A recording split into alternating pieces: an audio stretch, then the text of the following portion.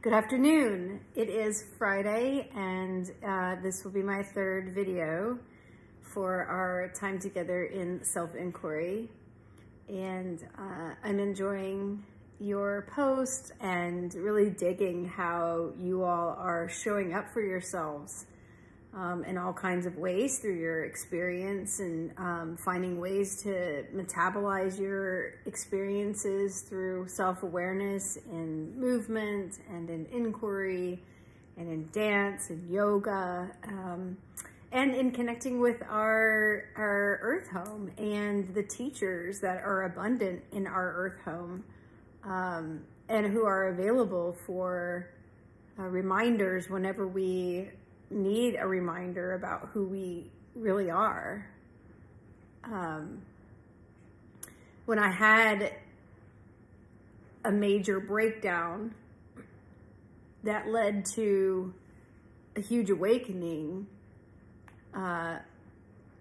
what happened was I went from someone who believed in my thoughts so much that I believed that everything I thought was true and really me and was representative of me. And of course, everything everybody else thought was true and real and representative of me.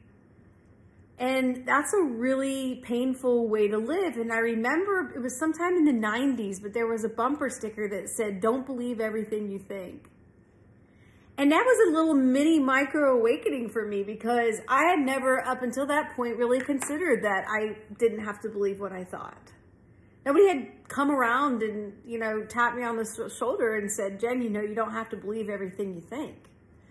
And in fact, I was so identified with the content of my mind and my thoughts and my stories about myself that I suffered greatly. And the relief from that suffering came when I learned how to do inquiry with this community of trees. And what the trees showed me,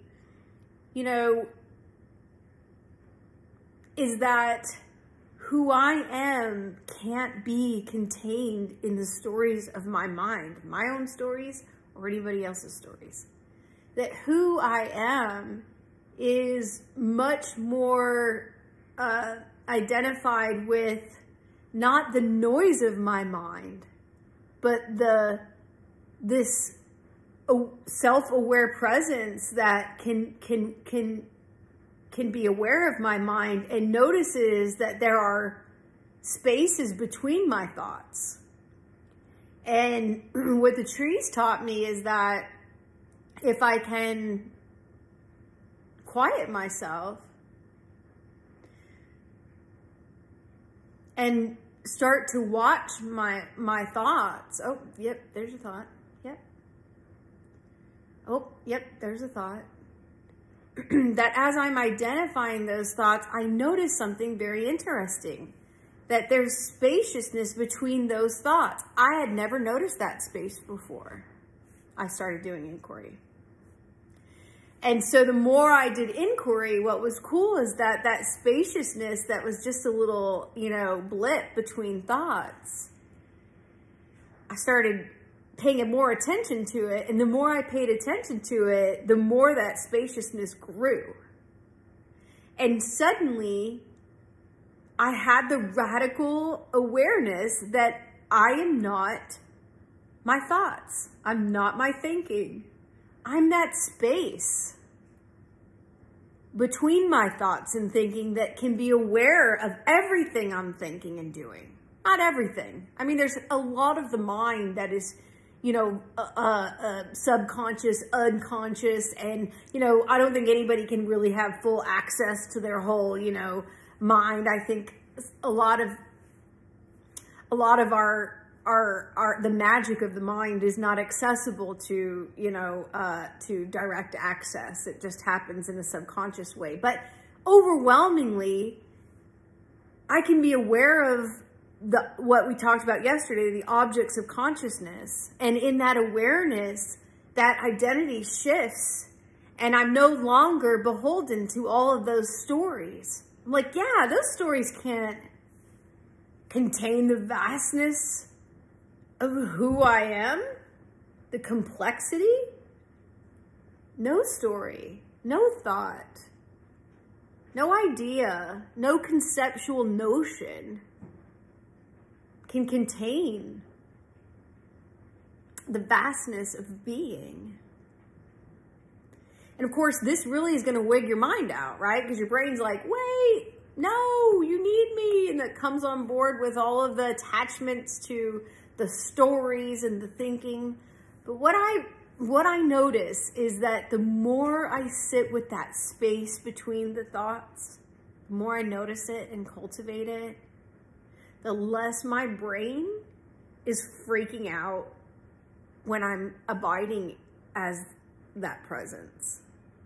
Because my brain's like, oh, right, we're just gonna be here for a minute. And it's probably gonna get squicky and, you know, run away with itself in thoughts and thinking again, but that's okay. I can be aware of it. Yeah. So I want to leave you with one more heuristic. One I've been playing around with really since I heard the concept, and I think it was at CIS. The concept is of Holons. And a Holon, excuse me, holos is the Greek word for whole, and a holon is a whole that's wholly whole within itself, but it's simultaneously part of a whole, a system within a system. You can kind of think of it like concentric circles of, you know, you have one circle and then you have this concentric circles around that kind of envelop it, right?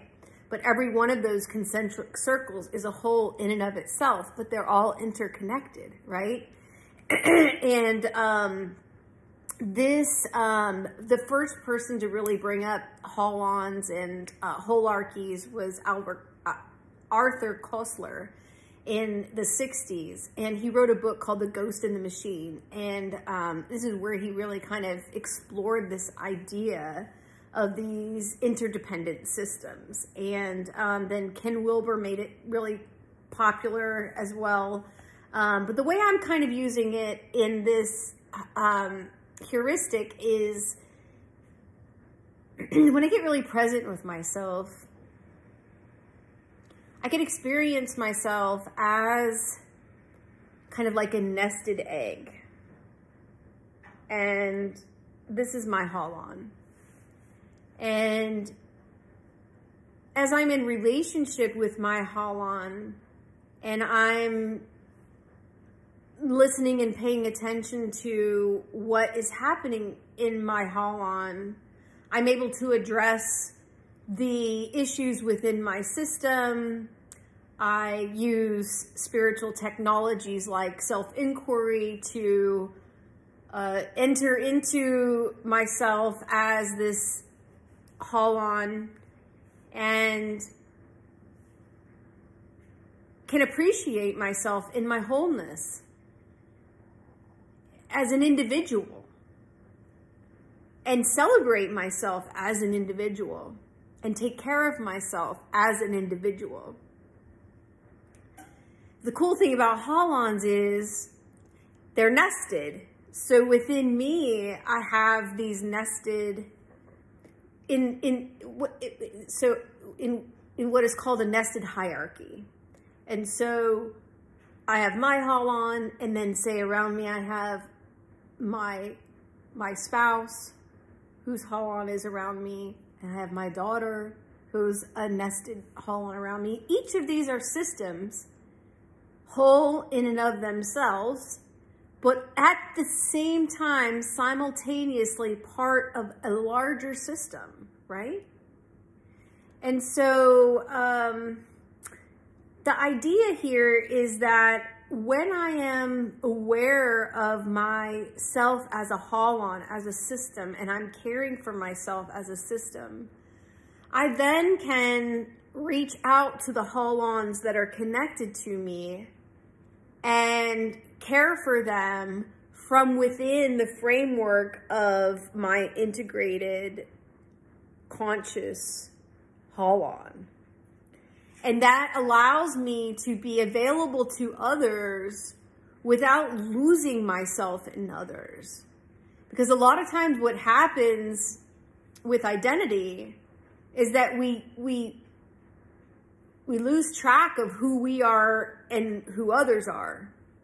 And so this is a good heuristic for caring for your own Holon as a complete and whole system that is simultaneously interconnected with the Holons around you, the earth, our earth home being the largest Holon around us, right, as ecological beings, that I can then tend for the Holons around me without losing myself by honoring myself as a whole system and coming to others as their own whole systems and respecting that and being in relationship with those Holons that I'm interconnected with, right? But the thing is, I have to care for my Holon first. Because if my Holon is filled with disturbances and, static, and if I'm not doing inquiry and I'm not in relationship with myself, and a Holon around me is having their own problems, I might mistake their issues for mine because I'm not in relationship with what's happening in my Holon. And if I'm going to really care for the world and others in my world and our earth home and our animal kin as a human animal, I need to be tending to my Holon and using all of these various ways of inquiry to be in relationship with myself as a system, as a complete system within systems, right? So this is just another way of exploring yourself, of modeling self, of enjoying the play of getting to know oneself as a system within systems, and learning more about who we are and why we are the way we are, and gaining a larger vision of who we are than the small stories we've been conditioned to believe about ourselves. So I hope this is helpful. And tomorrow Saturday, we have an optional Zoom. If you'd like to be there and discuss anything, I look forward to it. And I will continue engaging in the class space on Canvas. And I just want to thank you all for this opportunity to share my heart and my love of inquiry. And I hope we all stay connected. I will put my email in the Canvas space as well. And again, I want to thank Connie for this opportunity to be with you all and be part of your beautiful learning space at CIIS. Have a wonderful time wherever you are, whatever time it is. Bye.